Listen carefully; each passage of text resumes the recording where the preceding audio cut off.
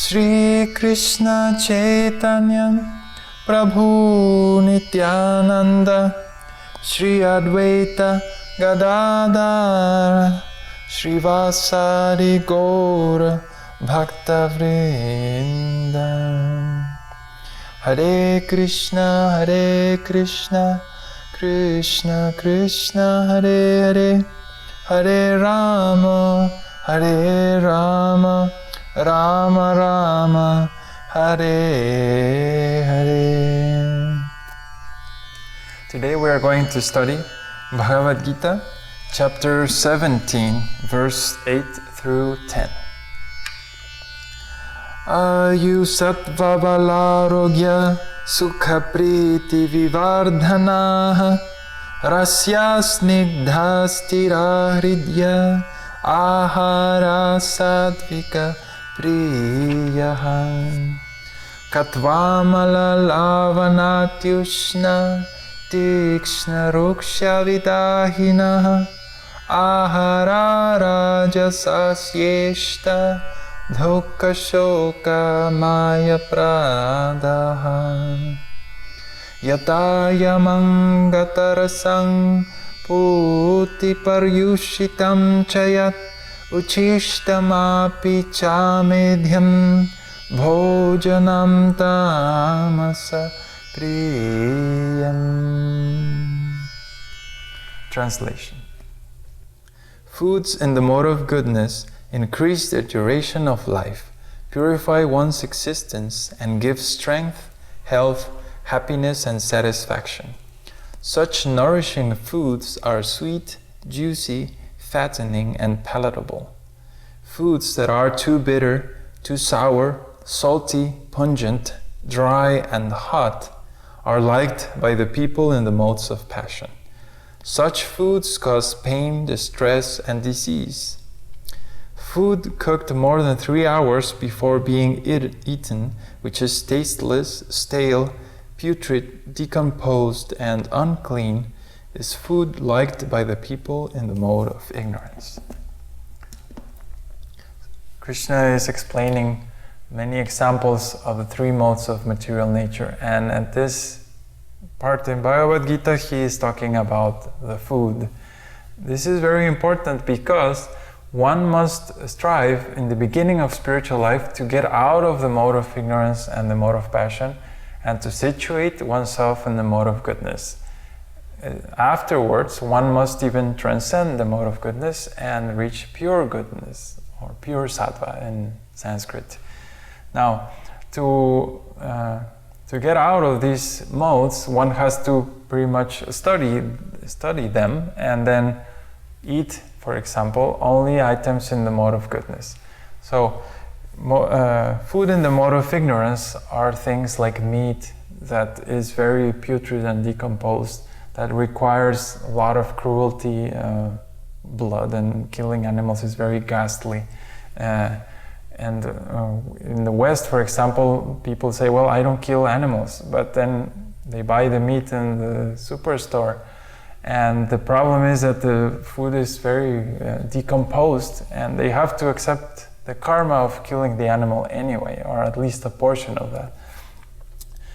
Things like onions and garlic are also in the mode of ignorance, although they're vegetables. The effects that they produce are in those modes. Now, the mode of passion is foods that are, like it's explained, too hot, too bitter, too pungent. So when people like to use extra chili in their food, that they're almost having a diarrhea after eating, that is a symptom of the mode of passion.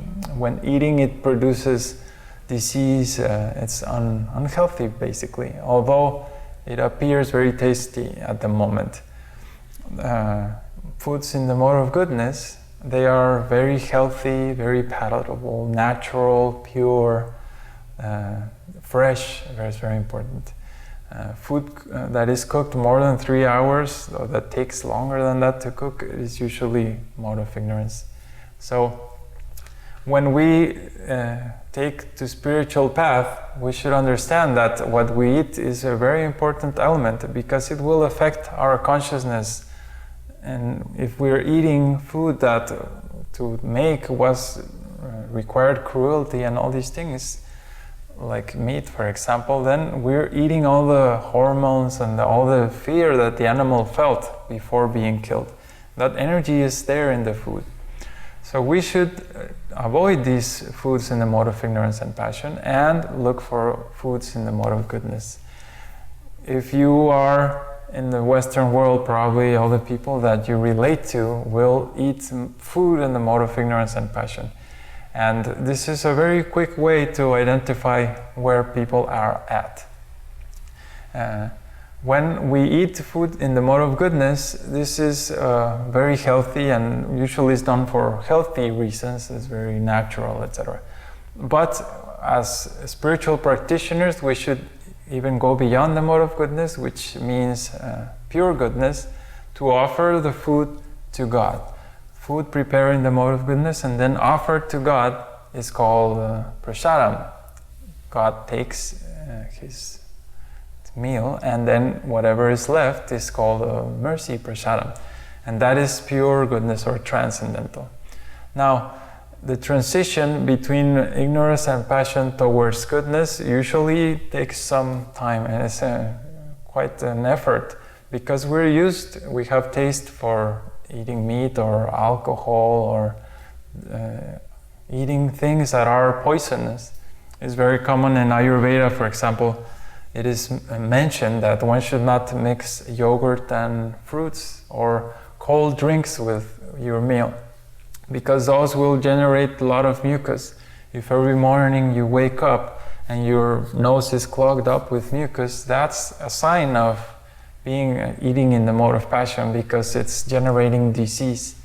And this mucus is one way to measure very easily the health of any person any day. And it's very common to see people in the mode of passion every day wake up and there's the mucus. So as we change our habits, it is a little difficult in the beginning, but we will experience much higher pleasure, not only because the food that we're eating is natural and pure, but that we don't get sick. We don't have the mucus every day, or all sorts of diseases that people in the mode of passion and ignorance experience. Food in the mode of ignorance is quite tricky, because the persons who are eating it, they can't tell the difference in between goodness, passion, ignorance. It is very common for me to here in the West to go to any restaurant and there's a very strong smell of garlic and onions and like that. It's very, very strong. But a person in the mode of ignorance said, "Oh, I don't smell anything," and then I taste anything just to see if I can eat some vegetable soup or something. And it's impossible, because it's all contaminated. It's full of some garlic, onion, something like that. So it is very impure. And for the person in the mode of goodness, it's very easy to identify these differences. But a person in the mode of ignorance is not capable of distinguishing. When you see a pig does not make any difference that if he's eating something nice or stool, the pig will eat just about anything. And that is very similar to the mode of ignorance. So in the beginning, if one is in ignorance or in passion, one should just follow some guidelines and take to vegetarian diet. Although it is difficult, if one learns the basics of spices, especially in India, the use of spices is very exquisite and makes the vegetable preparations very delicious.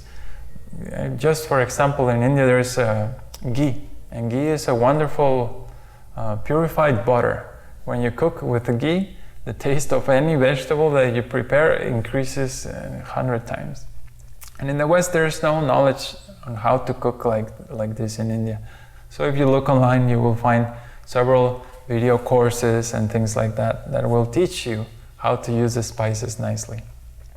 And you will see an incredible change in consciousness. Just if for all the things you can change, changing your food habits will make a huge difference. There's all these things that are done in the mode of goodness, passion, and ignorance, like the work, the clothes you wear, the music that you hear. All these things, one should gradually take them to the mode of goodness. But the first thing that I recommend anyone to change is what they eat, especially if they're eating meat, because I've seen that the person who's eating meat has very strong lust and very limited intelligence because of that. The senses are uncontrolled, very difficult to focus the mind on God or on spiritual topics. So the stopping eating meat is an act of mercy, really. Just to watch any of the videos we have on our website about vegetarian diet, and there's some horrible, ghastly scenes of how animals are treated and like that. And I promise that even I've seen a person who takes to a pure diet in mode of goodness, within a month or two, they purify their senses, and immediately they can start to distinguish the mode of passion and ignorance. And use these guidelines to improve your spiritual life.